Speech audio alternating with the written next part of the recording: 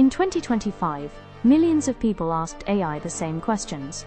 Not about science fiction or distant futures, but about work, trust, kids, and everyday decisions. These questions matter because they reveal something important, that we are all wondering about the same things. These weren't questions asked out of curiosity, they were asked late at night, quietly, when something felt uncertain. So we asked the top 6 AI systems. What were the top 5 questions that they were asked in 2025?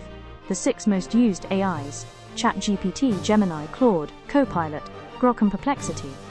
And we found that the same questions showed up across multiple AIs. We removed the duplicates and ranked the questions. We got a list of 12 questions. That is not noise, that is a signal. Then we paired them with clear, simple answers, with the help of ChatGPT. This is a reverse countdown of the top questions people asked AI in 2025. And most probably the questions that are on your mind. Let's begin. Ready, set, go. These questions were asked across 2 different AIs. At number 12, how does AI actually work? The simplest way to understand AI is to think of it as a massive, very advanced autocomplete system. It looks at what you type and predicts the most likely next word, sentence, or response based on patterns it has seen in enormous amounts of data. AI doesn't understand, meaning the way humans do. It predicts what comes next, and that's both its power and its limitation. Number 11. What are the real risks and dangers of AI? AI doesn't fail quietly. When it gets something wrong, it can get it wrong at scale. One wrong answer can spread to millions of people instantly. That speed is the real danger, not intelligence. There's another risk people are starting to feel more quietly: emotional and mental dependence on AI. When people begin outsourcing thinking, reassurance, or decision-making to a machine, they slowly lose confidence in their own judgment.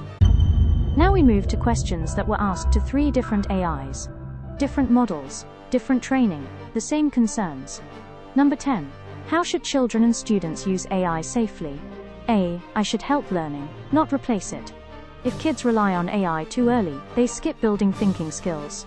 Guidance and limits matter more than access, so use AI but learn its limitations.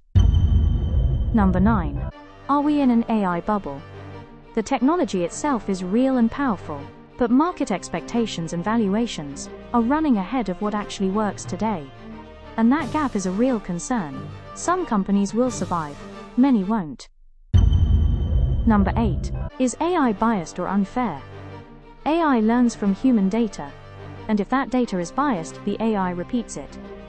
At scale, those biases don't just persist, they become harder to notice and easier to accept as normal. Number 7. How much does AI know about me? AI itself isn't watching you like a human would, but apps, permissions, and integrations quietly share data in the background. You should be careful about what data you put into any technology system. AI is no different. Once data goes in, you can't always take it back. Over time, that data is used to learn patterns about you. Most people underestimate just how connected these systems really are. Number 6. Is AI conscious or human-like? AI has no feelings, awareness, or intent. It doesn't know who you are, and it doesn't care in the human sense. It sounds human because it learned human language patterns. That fluency can be comforting and misleading if we forget what it really is. Next are questions that were asked across 4 AI systems. At this point, the shift is clear. People aren't experimenting anymore, they're being careful. Number 5. What are AI's real limitations? AI struggles with judgment and context. It works poorly when faced with situations it hasn't seen before. It's very good at patterns from the past. It's far less reliable when something truly new shows up. It can also be weak on breaking news and on topics where data is limited, incomplete, or still evolving. Number 4. How do I use AI without the output being obvious or wrong? AI reflects the quality of human input. If the instructions are vague, the output will be vague too. AI can help speed things up, but it can't replace clear thinking or good judgment. When you use AI, input your own examples, your own thinking, and your own style. That's what makes the output sound more like you. Now we reach the questions that almost every AI heard. This next one appeared across 5 different systems. Number 3. How do I use AI to improve my work without being replaced? AI is very good at removing repetitive and boring tasks.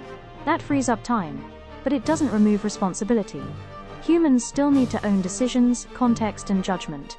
The people who adapt early tend to keep their advantage, so learn to use AI, and learn to work with AI. Those are the people who are least likely to be replaced. And finally, the last two questions showed up everywhere, across all 6 AI systems. Number 2. Can I trust AI's answers? AI often sounds confident, even when it's wrong. It's designed to be helpful, not necessarily accurate.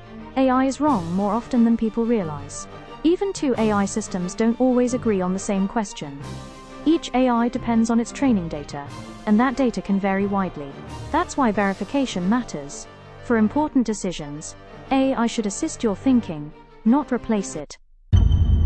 The number 1 question is both shocking and expected. Shocking in how often it came up. Expected, once you see what people are most afraid of losing. Number 1. Will AI replace my job? AI usually replaces tasks, not entire jobs. But when tasks disappear, roles change, slowly, and often quietly. That's the countdown. If you asked any of these questions, you weren't late, you were right on time.